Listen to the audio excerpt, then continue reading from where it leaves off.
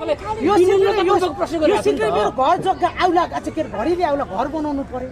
हैन गाउँमा जब एउटा घडीले आउला अनि के तपाईले आज जवाफ दिनुभयो नि त यो जवाफलाई जनताले हेर्छ हेर्न चाहिँ हैन तर मैले चाहिँ तपाई प्रति जनताले बनाएको विचार पो भने त विचार के जनताले क्लियर पार्नु हो नि त जनताको नजरमा के चित्त बुझ्नु छ कि छैन भने जनताले फेरि भन्छ फेरि नजरमा गलत हो त गलत तपाईले के थापा थलीले जग्गा 3-4 वर्ष थलीमै बस्नु पर्ने हो 3-4 वर्ष घर बनाइदिनु न म्याम हामी काम ठुलो जग्गामा जाने हामी राम्रो लालपुर जग्गा बनाइदिनु न घर बनाइदिनु हामी त्यहाँ जाने हो किन भने थाथली किन बस्ने हामी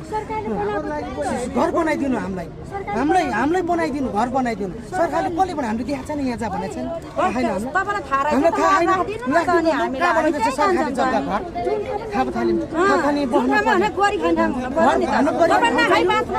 कोठा एउटा भर हुँदैन हामीलाई हाम्रो होटल छ पसल छ हामीले घर बनाएर राखिदिनु घर बनाएर जग्गा हाम्रो जस्तै घर बनाएर राखिदिनु हुन्छ ठुलो घर पनि हाम्रो घर जस्तो थियो त्यस्तै घर हामीले बनाइदिनु एकदम खुसी भएर डोजर आयो भने हामी त्यहाँ डोजर मुनि बस्छौँ हामीलाई पहिला मार्ने मर्ने अनि रामै राज्य उहाँलाई कुनै अवरोध पनि भएन बाधा पनि भएन उहाँलाई सजिलो हामीलाई मार्यो भने सजिलो हो नि त उहाँलाई सुकुम्बा स्याहार झ्याङझ्याङ पनि गर्दैन मार्दैन केही भन्दैन